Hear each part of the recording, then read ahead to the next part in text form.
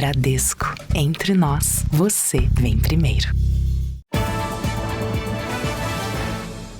Olá, boa noite. Boa noite. 5 pessoas foram presas suspeitas de montar falsos leilões digitais. Apenas uma vítima de Goiás perdeu mais de R$600 mil ao comprar um carro que não existia. Segundo a polícia, um dos presos usava as redes sociais para ostentar carros de luxo e fotos com influenciadores digitais. 40 policiais de São Paulo e de Goiás participaram da operação na capital paulista.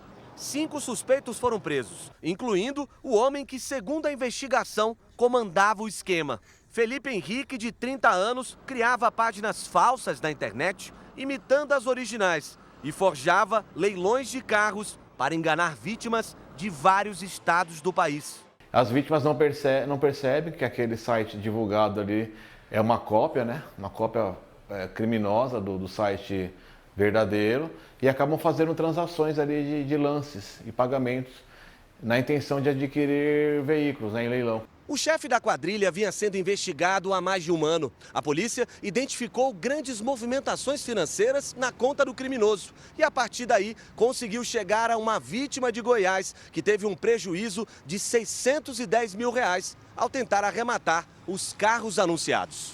A polícia investiga se o dinheiro conseguido com as fraudes sustentava a loja que ele tem na zona leste de São Paulo. O suspeito ainda contratava cantores e pessoas famosas na internet para se promover. Para pagar normalmente é muito caro e ele deve fazer isso com as quantias ilícitas que ele faz através dos crimes cibernéticos. Umas pessoas famosas, muitas vezes, acho que acredito que não saibam mesmo, ao lado de quem estão ali. A defesa de Felipe Henrique não foi localizada. A polícia ainda tenta identificar outras vítimas pelo Brasil.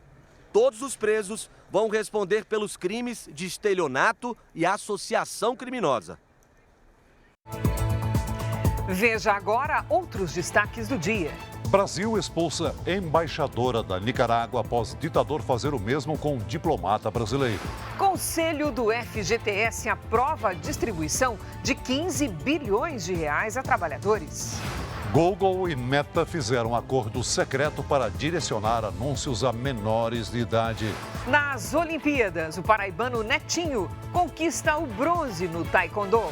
No vôlei de praia, Duda e Ana Patrícia vencem e vão disputar o ouro.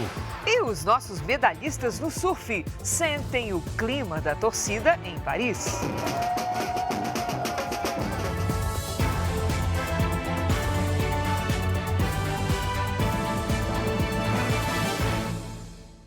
Oferecimento: Bradesco. Dicas de segurança para não cair em cilada.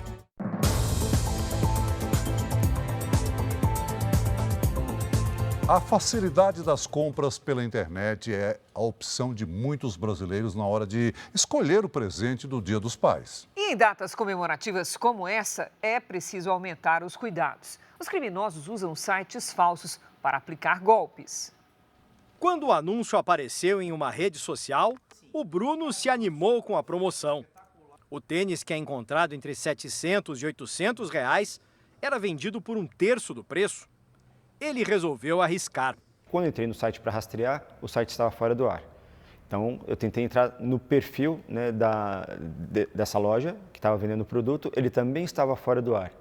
E ali me deu um clique, caí num golpe. Encontrar o produto rapidamente, comparar preços e escolher com poucos cliques. Quanto mais a gente se acostuma com essas vantagens, mais o comércio eletrônico cresce. Entre 2018 e 2023, o faturamento nas vendas online aumentou 270%.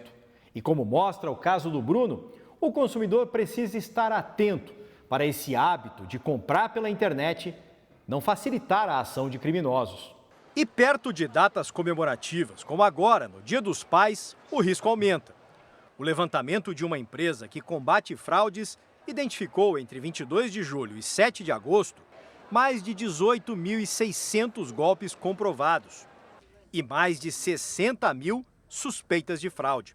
Esse especialista em segurança da informação explica como identificar sites falsos. O que indica se um site é seguro, né? Um dos principais pontos ali é o HTTPS, né? Bem no início, né, do site, e do lado sempre vem um cadeadinho também, que normalmente ele fica fechado. Uma outra dica para que também quando a gente vai comprar pelo computador é olhar o site se ele é bem construído, se não tem erros de português, coisas que indicam que talvez não foi tomado cuidado ali, um fraudador colocou aquilo apenas para ludibriar quem está fazendo a compra. O Bruno deu sorte, conseguiu recuperar o dinheiro com a operadora do cartão, mas a experiência negativa deixou lições. Pesquisar antes de comprar e quando a oferta é demais, talvez deveríamos desconfiar. 110 pessoas precisaram de atendimento médico após um caminhão pegar fogo dentro de um túnel no Rio de Janeiro. A maioria ficou intoxicada ao inalar fumaça. 2 vítimas estão internadas em estado grave. É uma situação horrível. Gente caindo, pisando uma em cima da outra. Eu já consegui sair do túnel. Tudo escuro, que não via nada, nem chão. Os momentos de desespero começaram quando um caminhão carregado de bebidas pegou fogo dentro de um dos túneis da linha amarela, uma das principais vias expressas do Rio de Janeiro. Sai daí, gente, essa fumaça é tóxica, sai daí. Com o trânsito parado, quem estava nos carros não conseguia retornar. E em questão de segundos, era impossível enxergar a saída. Eu consegui sair por causa que eu vim nesse canteiro aqui, ó. Vi com o flash ligado nesse canteiro. Foi Deus que me guiou. Motociclistas que estavam na região ajudaram no resgate das vítimas. Motoristas e passageiros de ônibus receberam os primeiros atendimentos ainda no local. A praça de pedágio foi fechada e interrompeu o tráfego na via. Os reflexos foram sentidos em outras partes da cidade. Militares de 8 unidades do Corpo de Bombeiros foram acionados e depois de cerca de 1 hora, as chamas foram controladas. Mas os impactos no trânsito da cidade continuaram ao longo do dia. A empresa responsável pelo caminhão investiga as causas do incêndio. Especialistas criticam a falta de sinalização no túnel em casos de emergência. Um túnel precisa ter um plano de escape e abandono para uma emergência como essa. E aquele que administra o túnel precisa sinalizar a saída de como proceder em caso de incêndio. A concessionária que administra a via informou que o túnel conta com jatos ventiladores que auxiliaram a extração da fumaça e que equipes atuaram na retirada das pessoas, assim como no combate às chamas e atendimento às vítimas. O presidente Lula descartou uma eventual troca de ministros durante reunião com os integrantes do primeiro escalão do governo. Lula reuniu os 38 ministros para tratar das prioridades para o restante do mandato. Mais uma vez, cobrou agilidade na divulgação de resultados e descartou uma eventual reforma ministerial. Quero dizer para vocês publicamente que já disse da outra vez, eu vou repetir, eu estou muito satisfeito com o trabalho até agora. Você vê que a imprensa não discute mais se vai trocar ministério. Vai trocar ministério, vai trocar ministério. Não existe esse problema, porque todo mundo agora sabe que quem troca sou eu. Se eu tiver que trocar alguém, eu vou trocar. E quero dizer para vocês, não estou pensando nisso. Em time que está ganhando, a gente não mexe.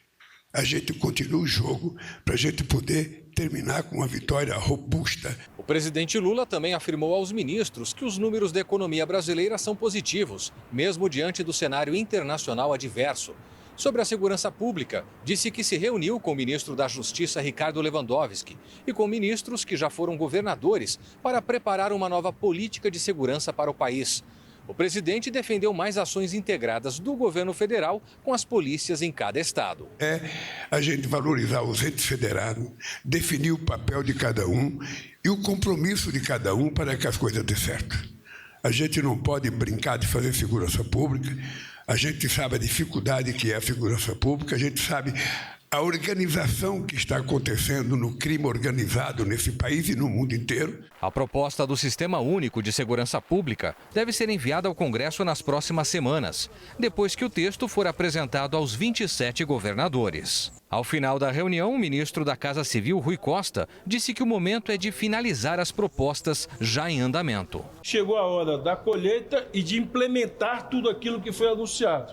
Ele não quer mais a criação de programas, de propostas novas, que não é o momento de plantar, é o momento de regar, botar fertilizante e colher. Também hoje, o presidente Lula assinou a medida provisória que isenta atletas olímpicos do pagamento de imposto de renda sobre os prêmios recebidos nas Olimpíadas de Paris.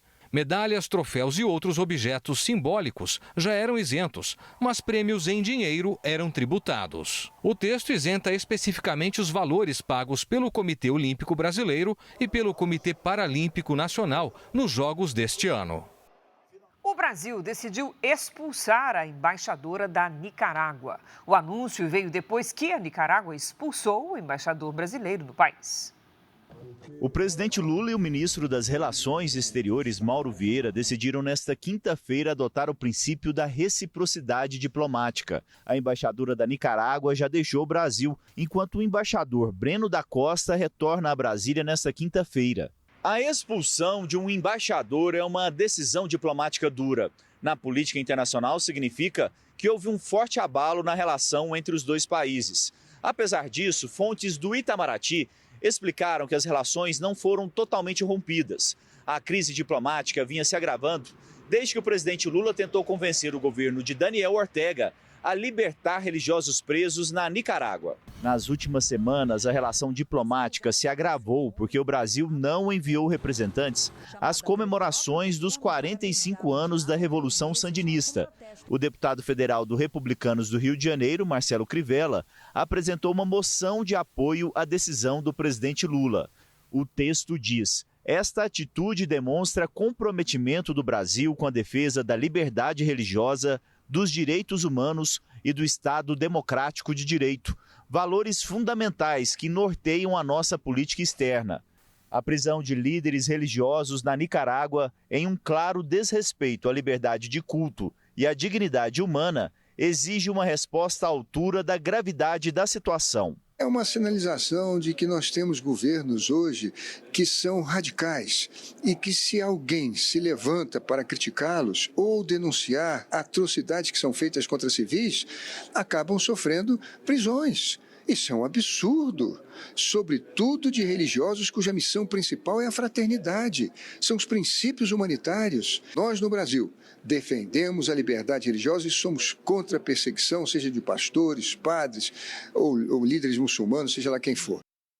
Em um comunicado conjunto, Brasil, Colômbia e México pedem que a Venezuela seja transparente quanto ao resultado da eleição presidencial. O documento pede a divulgação das atas eleitorais por postos de votação e também a verificação imparcial dos resultados. A carta ainda faz um apelo à moderação das forças de segurança durante as manifestações. O país vive uma série de protestos desde que Nicolás Maduro foi anunciado como vencedor das eleições para o terceiro mandato seguido. A oposição diz que houve fraude eleitoral. A Comissão de Assuntos Exteriores do Senado aprovou o convite ao chanceler Mauro Vieira e ao secretário especial da Presidência, Celso Amorim, para falarem sobre a posição do Brasil em relação à eleição na Venezuela. Eles não são obrigados a comparecer. A segunda onda de frio do ano promete ser mais intensa. Então vamos conversar com a Giovana Rizardo. Oi, Gi, boa noite. Tem previsão até de neve? Tem sim, Cris, e eu trago esse alerta agora. Boa noite para você, boa noite, Celso, boa noite a todos. Uma frente fria de origem polar avança sobre o Brasil e traz um frio intenso para o centro-sul do país. A queda brusca das temperaturas pode provocar a chamada precipitação de inverno no Rio Grande do Sul já na madrugada desta sexta e pode nevar nos pontos mais altos das serras gaúcha e catarinense. Eu destaco aqui algumas cidades onde isso pode acontecer. Em São José dos Ausentes, Urupema, Urubici e São Joaquim. No sábado, as temperaturas caem ainda mais. A geada pode ser forte nos 3 estados da região sul e no interior de Mato Grosso do Sul e de São Paulo. Os catarinenses podem ver neve nas primeiras horas no fim de semana. No norte do país, é bom preparar os casacos. A friagem chega no Acre e em Rondônia até o início da semana. Os termômetros podem registrar 15 graus. E o frio deve continuar no centro-sul do país até o meio da semana que vem. Cris, Celso. Obrigada, Giovana. Veja a seguir, nas Olimpíadas, Netinho conquista mais uma medalha de bronze para o Brasil no Taekwondo. Grupo terrorista Hezbollah estaria planejando ataque de grandes proporções a Israel. Ministro Alexandre de Moraes manda soltar ex-diretor-geral da PRF, Silvinei Vasquez. Ele terá que usar tornozeleira e não poderá deixar o país.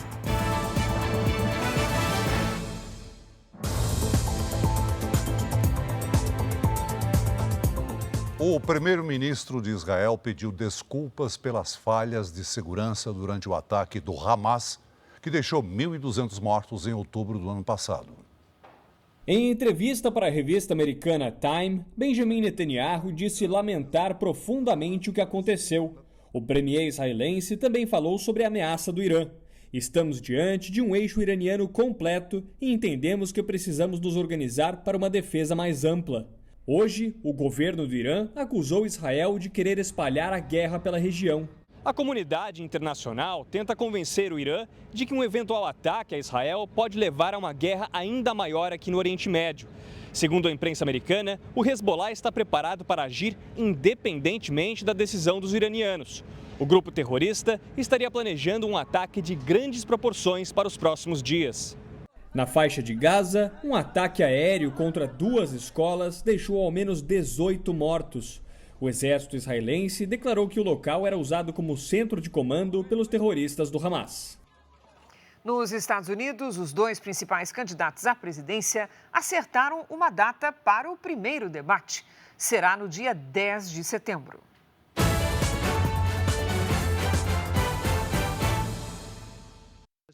Hoje, o republicano Donald Trump disse que está ansioso para um debate com a democrata Kamala Harris e acrescentou que aceitou participar de outros 2 debates presidenciais. Kamala não confirmou presença nesses outros. Aqui da Flórida, Trump também voltou a criticar a gestão do governo na economia e na imigração ilegal na fronteira com o México. Ele elogiou o FBI, a Polícia Federal Americana, pelas investigações do atentado contra ele num comício na Pensilvânia no mês passado. Hoje, um novo vídeo do dia do ataque foi divulgado. As imagens são da câmera acoplada ao uniforme de um policial e mostram o momento em que os agentes viram o atirador no telhado, pouco antes dos tiros. As autoridades de segurança do país estão em alerta para possíveis atentados, principalmente na Convenção Democrata, que começa dia 19. O repórter Eliseu Caetano tem as informações. Kamala Harris e o vice Tim Walz estiveram hoje no Michigan antes de partirem para o Arizona. Num outro comício ontem à noite, Kamala mostrou irritação quando uma apoiadora fez um comentário durante o discurso dela. A candidata disse: "Se você quer que Trump vença, continue falando. Caso contrário, eu falo." Say that, otherwise I'm speaking. A campanha democrata lançou um vídeo com foco em eleitores de origem latina. A gravação destaca a infância de Kamala como filha de imigrantes e a carreira política da candidata à presidência. A imigração está entre as principais preocupações dos eleitores, segundo uma pesquisa divulgada hoje. No topo da lista estão inflação e aumento de custos. Depois aparecem imigração, polarização política e criminalidade. Por último, saúde e moradia. O levantamento também questionou os eleitores sobre a escolha que farão nas urnas em novembro. O resultado foi um empate técnico entre Donald Trump e Kamala Harris. Uma investigação do jornal inglês Financial Times revelou que o Google e a Meta tinham um acordo secreto de anúncios para menores de idade. De acordo com a reportagem, o objetivo era divulgar a rede social Instagram para adolescentes em anúncios no YouTube. A estratégia contraria regras da própria plataforma. Segundo a investigação, o Google trabalhou num projeto de publicidade focado em usuários entre 13 e 17 anos, com anúncios que promoviam os aplicativos de fotos e vídeos da Meta. Os alvos da campanha foram identificados internamente como desconhecidos, para esconder que se tratavam de menores de idade. As duas empresas são consideradas concorrentes e não costumam trabalhar juntas. O Google disse que iniciou uma investigação, mas destacou que anúncios para menores de idade são proibidos. A Meta negou as acusações. A tensão aumentou na fronteira da Rússia depois do avanço das tropas ucranianas. A Ucrânia ataca a região de Kursk, na Rússia, com cerca de 1.000 militares e veículos blindados. Nestas imagens, soldados russos se rendem durante a ação. É a maior ofensiva ucraniana desde o início da guerra, em fevereiro de 2022. Em resposta, o Kremlin decretou estado de emergência na região e convocou reservistas. 2 jovens foram detidos após uma tentativa de ataque terrorista durante um show da cantora Taylor Swift na Áustria.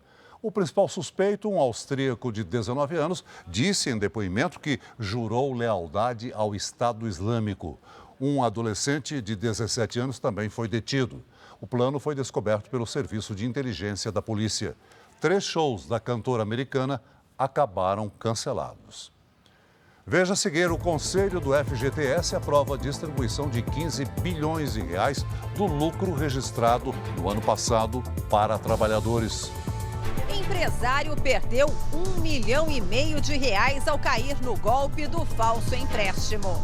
Receita Federal apreende R$1 milhão em vinhos em restaurante de luxo premiado em São Paulo.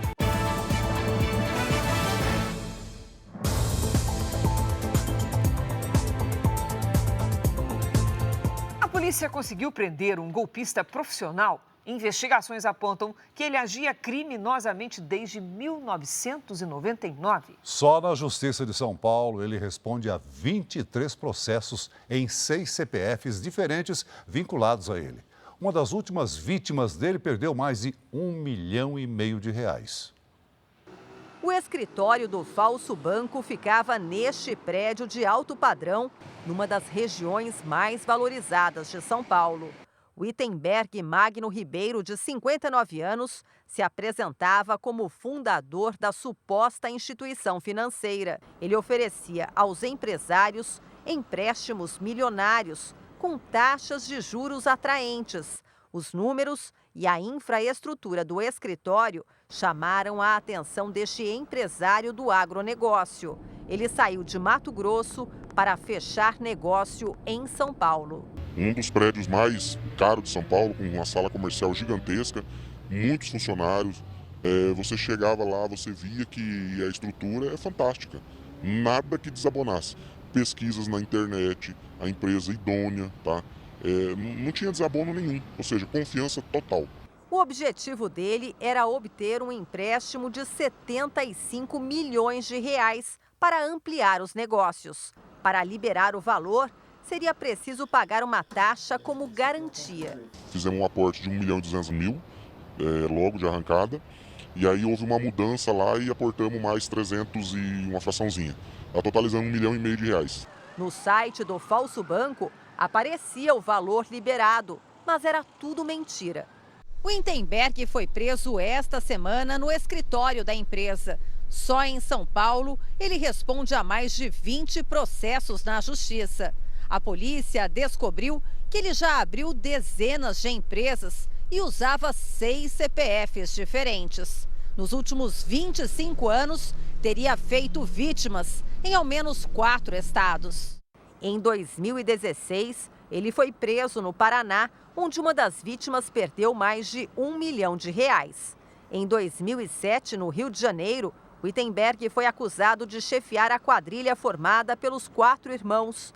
A defesa dele não foi encontrada. O dinheiro que serviria para alavancar os negócios agora faz falta para o empresário de Mato Grosso. O maior prejuízo realmente é a empresa parar com a exportação por conta disso.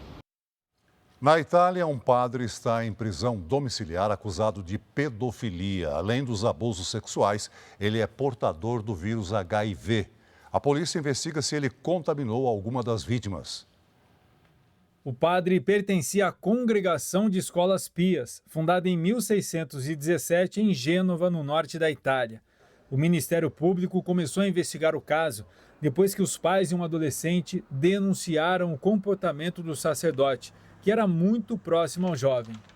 O padre, que tem 60 anos, vem sendo investigado há meses. Segundo a justiça italiana, ele se aproveitava da função que exercia para ganhar a confiança de crianças e adolescentes. Depois, dava presentes às vítimas e acesso ao que era proibido para menores, como cigarro e álcool. O menor abusado contou também que André Amelis pagava pelos abusos até 200 euros, o equivalente a mais de R$ 1.200. O adolescente chegou a ganhar um celular de última geração. O caso foi destaque na imprensa italiana. Abuso infantil em troca de presentes, diz esta manchete. Na casa do padre, a polícia encontrou cigarros eletrônicos e drogas para estimulação sexual, informou este site de notícias. E um jornal de Gênova, que teve acesso às investigações, descreveu na reportagem. O jovem havia escrito ao padre que não iria novamente à sua casa sozinho e que, se voltasse a encontrá-lo em seu apartamento dentro da estrutura escolar religiosa, o faria com um amigo. Não insisto, escreveu o sacerdote, mas gostaria de estar com você, conversar, fazer carinhos. Me avise para que eu possa me organizar. O padre confirmou à polícia que é portador do vírus da AIDS e que trata a doença há 12 anos. O menor que fez a denúncia aguarda o resultado de exames para saber se também contraiu o HIV. O Ministério Público procura outros jovens que tiveram algum tipo de relação íntima com o sacerdote. Ele participou de uma audiência na Justiça e permaneceu calado. A direção da Igreja Católica afastou o padre. Os advogados disseram que ele está em tratamento e que não há risco de transmissão. O ministro do Supremo Tribunal Federal, Alexandre de Moraes, mandou soltar o ex-diretor-geral da Polícia Rodoviária Federal, Silvinei Vasquez. Ele foi preso em agosto do ano passado, suspeito de usar a estrutura da PRF para dificultar o trânsito de eleitores durante o segundo turno das eleições de 2022. O ministro Alexandre de Moraes considerou que o ex-diretor-geral da PRF não representa mais risco às investigações. No entanto, ele terá que usar tornozeleira eletrônica. Teve o passaporte cancelado e está proibido de sair do país, usar redes sociais e portar arma de fogo. Silvinei Vasquez cumpriu prisão preventiva por exatos 364 dias no complexo penitenciário da Papuda, até a decisão de Moraes. O ex-diretor da PRF vai responder em liberdade por crimes como associação criminosa, prevaricação, que é deixar de aplicar ou retardar uma ação prevista em lei para obter benefícios pessoais, e de violência política, ao impedir o livre exercício de direitos políticos dos cidadãos. No dia 30 de outubro de 2022, durante o segundo turno das eleições, a Polícia Rodoviária Federal realizou mais de 500 operações de fiscalização do transporte de eleitores em várias estradas do país, mas principalmente no Nordeste, onde Lula teve mais votos no primeiro turno. Os bloqueios só foram suspensos no final da tarde, por ordem da Justiça Eleitoral. Voltamos a falar com a Giovana Rizardo sobre a previsão do tempo para todo o Brasil. O dia vai ser de chuva e frio em grande parte do centro-sul do Brasil. Em São Paulo e em Campo Grande chove forte e a temperatura despenca, de olho nas mínimas de 14 e 9 graus que serão registradas à noite. Já no Rio de Janeiro, sexta-feira ainda quente com 29 graus. A chuva aparece no fim do dia. O avanço da frente fria provocou chuva hoje na região sul e também em Mato Grosso do Sul. E ainda chove nessas mesmas áreas.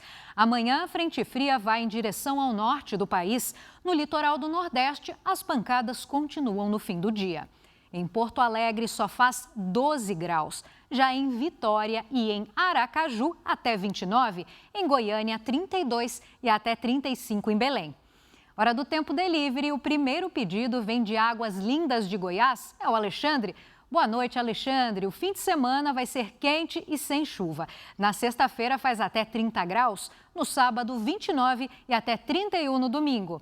Agora é a vez do João, de Londrina, Paraná. Bem-vindo, João. Sexta-feira chuvosa e de vez em quando o sol aparece. Faz até 19 graus. No sábado e no domingo, frio de 7 graus. À tarde esquenta um pouco e faz até 21. Participe você também usando a hashtag você no JR. Cris, Celso. Valeu, Giovana. Os surfistas Gabriel Medina e Tatiana Weston Webb conquistaram as medalhas no Tahiti, na Polinésia Francesa, onde o surf foi disputado. Mas não perderam tempo e voaram direto para a França para sentir o gostinho do clima olímpico em Paris.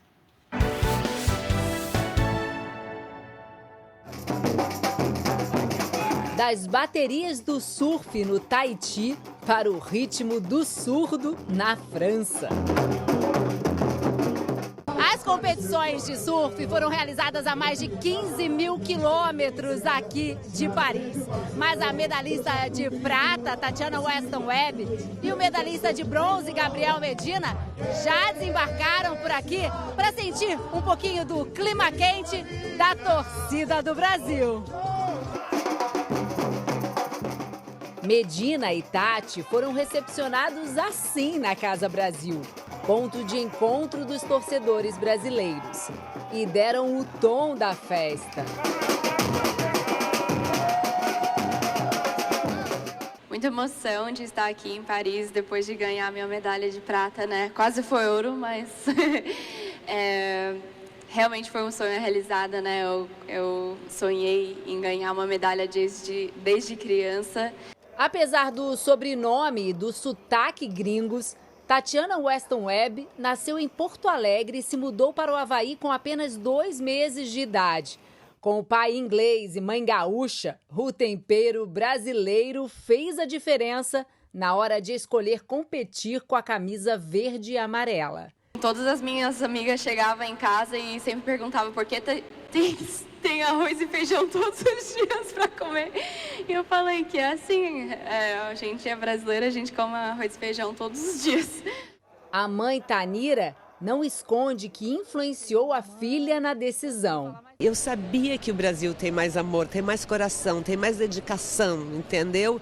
Por isso, sou mais Brasil. E apesar de ter acabado de chegar à França, a surfista está ansiosa para voltar para casa e comemorar do jeito que o gaúcho gosta. Eu tô só esperando esse churrasco acontecer quando chego no Brasil, não vejo a hora.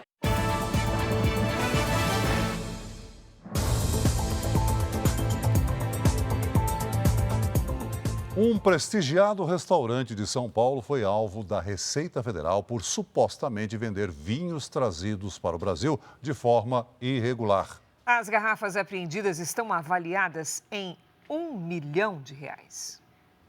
Na adega, com cerca de 5 mil rótulos de vinho, agentes da Receita Federal separam garrafas importadas com suspeitas de descaminho e contrabando. Descaminho, né, é um produto que entrou de forma clandestina ou pagando tributos a menor, e o contrabando ele é um produto que, com ou sem essa característica, ele é de venda proibida no Brasil. Produtos sem o rótulo, né, e de identificação do Ministério da Agricultura, que sugere caso de contrabando. A operação foi em um dos 6 restaurantes brasileiros incluídos na seleta lista de locais com 2 estrelas do Guia Internacional de Alta Gastronomia.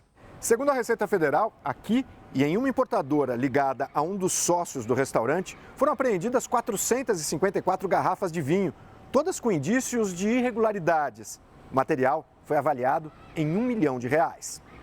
Nas garrafas apreendidas, não havia o selo do Ministério da Agricultura, Pecuária e Abastecimento, o MAPA, responsável pelo controle sanitário. Toda bebida importada tem que ter essa rotulação do MAPA. Então, o primeiro ponto é que a bebida trazida de forma lícita, ela tem a inscrição, até por causa de direitos do consumidor, em português. Os vinhos vendidos no restaurante podem custar mais de R$90 mil a garrafa. Em nota, a empresa afirma que todos os produtos foram comprados no Brasil e os impostos recolhidos. A apuração da Receita vai ser encaminhada ao Ministério Público Federal para possível abertura de inquérito. Produtores rurais usaram tratores para bloquear importantes avenidas de Porto Alegre hoje durante um protesto. Mais de 300 veículos foram reunidos no ato que pediu mais ações do governo federal para socorrer a agricultura fortemente atingida pelas enchentes de maio no Rio Grande do Sul. Os prejuízos do agronegócio no estado passam de 2 bilhões de reais. No protesto, o governador Eduardo Leite disse que as medidas anunciadas e os recursos liberados para o estado são insuficientes. Sem citar o governador, o ministro Paulo Pimenta, da Secretaria de Reconstrução do Rio Grande do Sul, rebateu as críticas. O presidente Lula determinou uma prioridade do governo para as ações de reconstrução do Rio Grande do Sul. Isso envolve uma atuação em várias áreas. Praticamente todos os ministérios do presidente Lula, de uma forma ou de outra, participam desse esforço de apoio à reconstrução do estado do Rio Grande do Sul, né? E a gente tem adotado uma postura que é uma postura de trabalhar para resolver os problemas. Mais de 17 mil propriedades rurais foram atingidas pelas chuvas no Rio Grande do Sul. O governo estadual estima que, para recuperar o solo, vai custar mais de 6 bilhões de reais. A Claudete e os filhos voltaram a trabalhar na terra. A família planta verduras numa área rural na cidade de Canoas, uma das mais atingidas pelas cheias. Toda a plantação foi perdida.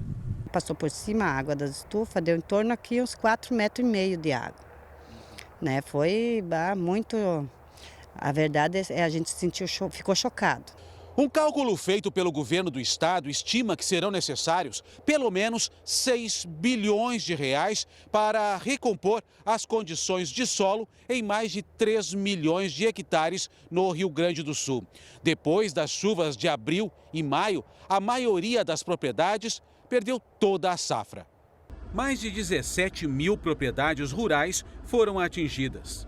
É importantíssima a recuperação que seja imediata para o produtor produzir na próxima safra de verão, mas que venha se consolidando também no longo prazo a fim dele se estabelecer novamente. O Rio Grande do Sul é um dos estados que mais colaboram com o agronegócio brasileiro. As safras de grãos e vegetais foram atingidas e os impactos serão sentidos até a próxima temporada. Ainda de acordo com o estudo da Embrapa, mais de 1 milhão de aves e 14 mil cabeças de gado foram perdidas. O governo federal anunciou o repasse de 210 milhões de reais para o estado. O investimento deve beneficiar 22 mil produtores rurais. Cresceu o número de crianças de até 5 anos com o registro de nascimento no Brasil. Ainda assim, mais de 144 mil não têm o documento. Sem a certidão, a criança não tem acesso a serviços básicos, como saúde e educação.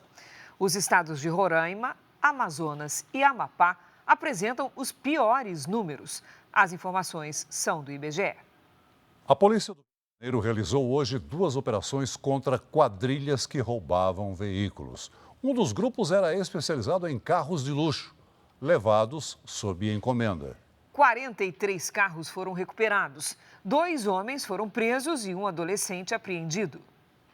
Os agentes chegaram cedo para cumprir mandados de prisão no Complexo da Maré, na zona norte do Rio. A região é conhecida pelos altos índices desse crime.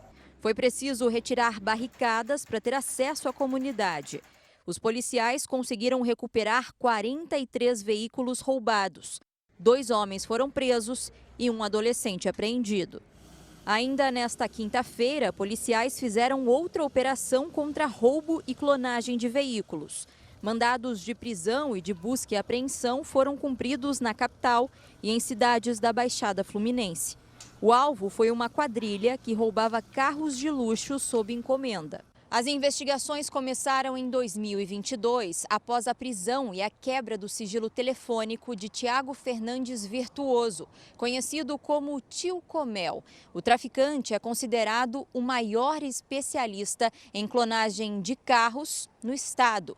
Segundo a polícia, ele era chefe de uma quadrilha que também realizava sequestros e homicídios. Sequestraram um empresário chinês utilizando práticas terroristas, inclusive com o uso de dinamite, planejaram assaltos a instituições bancárias. Uma das vítimas do grupo teria sido o cirurgião plástico Cláudio Marsili, que morreu num latrocínio, que é roubo seguido de morte, em 2021. A gente agora tenta identificar se o tio Comel, apesar de preso, continua em contato comandando esse grupo criminoso e também identificar outras lideranças, outros chefes desse núcleo que roubava, clonava e desmanchava esses veículos para abastecer o mercado paralelo de vendas de peças veiculares. O Conselho Curador do FGTS aprovou a distribuição de 65% do lucro registrado em 2023. Mais de 15 bilhões de reais serão depositados para mais de 130 milhões de trabalhadores que tinham conta no FGTS no fim do ano passado. Em 2023, o fundo registrou um lucro recorde de 23 bilhões e 400 milhões de reais. Com a distribuição de parte do resultado, mais a correção prevista em lei, o rendimento anual do FGTS vai ficar em 7,78%, bem acima da inflação de 2023. Com mais um bronze conquistado em Paris, vamos ver como está a classificação do Brasil no quadro de medalhas. Os Estados Unidos lideram com 30 medalhas de ouro. Em segundo lugar está a China, com 29 medalhas de ouro. O Brasil caiu uma posição e está no 19º lugar, com 15 medalhas no total. 2 de ouro, 5 de prata, 8 de bronze. O Jornal da Record de hoje termina aqui. Essa edição na íntegra e também a nossa versão em podcast estão no Play Plus e em todas as nossas plataformas digitais. Você fica agora com a novela Força de Mulher. E logo depois de Gênesis, tem mais um episódio inédito da série Acumuladores. Não perca! Ótima noite para você. Boa noite.